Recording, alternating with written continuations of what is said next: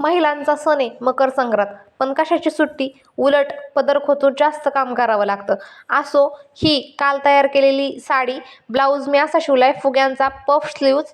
आता डाळ शिजायला घालतीये, पुरणाच्या पोळीचा स्वयंपाक करायचा आहे ना. सण म्हटलं की प्रत्येक सणाचा एक विशेष खेळ असतो आणि ह्या सणाचा पतंग खेळ. पतंग शिवण्यासाठी बांधून दिली, पण अजिबात वारं नव्हतं. आमची पतंग काही उडलीच नाही. तुमच्याकडे तुमची पतंग उडली आहे का हे कमेंटमध्ये सांगा. पतंग बांधेपर्यंत डाळ शिजली, तोपर्यंत मी पुढच्या स्वयंपाकाची तयारी केली आणि आत्यांनी लगेच वाणाची तयारी करून घेतली. वाणासाठी सगळी सामग्री जी लागते ती गोळा केली, एकत्र केली आणि खण भरून घेतले. हे आमच्या दोघींचे खण. खणाचीही पूजा करून घेतली, नैवेद्य दाखवला आणि बरं तयार होऊन मंदिरात जायला निघालो. मंदिरातल्या देवांना नैवेद्य दाखवला, देवांना ववसलं आणि सगळ्या महिला एकामेकींना ववसतात.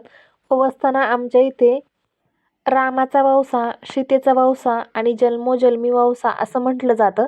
तुमच्या इथे काय म्हणतात हे कमेंटमध्ये नक्की सांगा.